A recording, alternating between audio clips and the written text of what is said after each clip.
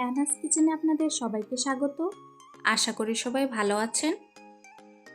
আজকে আমি বানাবো চিংড়ি মাছ দিয়ে কচুরলতি। আমি আজকে 500 গ্রাম কচুরলতি নিয়েছি। হাফ চামচ করে নুন ও হলুদ গুঁড়ো দিয়ে সেদ্ধ করে নেব।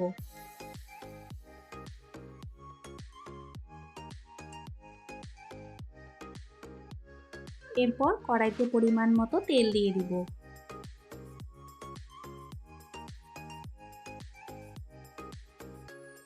আজকের রেসিপিটা যদি আপনাদের ভালো লাগে, আমার চ্যানেলটিকে লাইক, শেয়ার, সাবস্ক্রাইব করে আমার পাশে থাকবেন।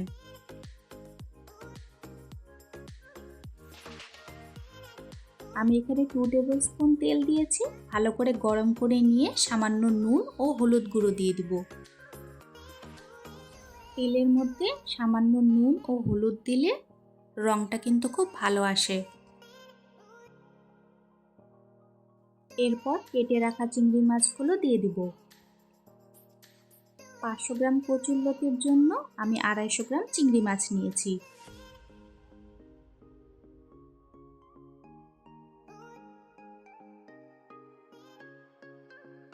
চিংড়ি মাছগুলো হালকা করে ভেজে নেব।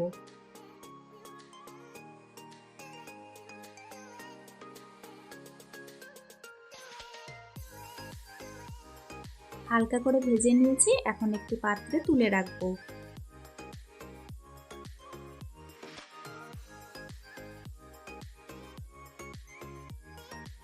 ওই তেলের মধ্যে আরো 1 টেবিল স্পুন তেল দিয়ে দিব।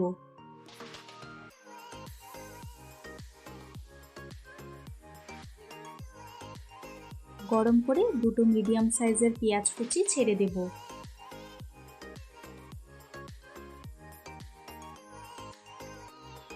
পেঁয়াজগুলো হালকা করে ভেজে নেব।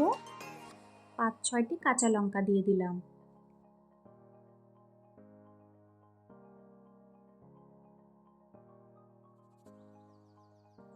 হালকা করে ভেজে নিয়েছি, এখন 1 টিস্পুন করে রসুন বাটা ও আদা বাটা দিয়ে দিব।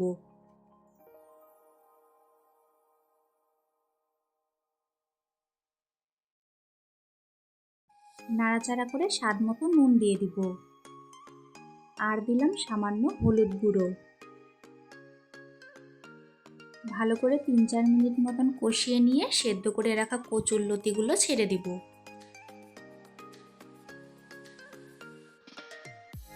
মশলার সাথে ভালো করে মিক্স করে নিয়ে 5 মিনিটের জন্য ঢাকা দিয়ে দিব।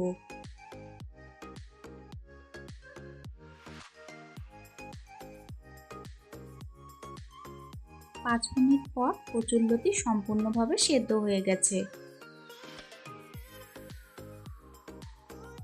এখন ভেজে রাখা চিংড়ি মাছগুলো ছেড়ে দেব।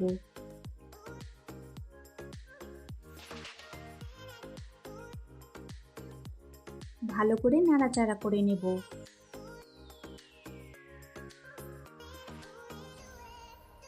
হাফ টিস্পুন চিনি দিয়ে দিলাম।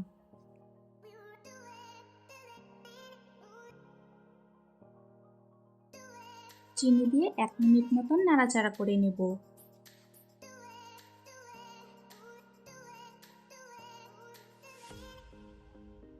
ব্যাস তৈরি হয়ে গেল আমাদের আজকের রেসিপি, খুবই টেস্টি চিংড়ি মাছ দিয়ে কচুরলতি।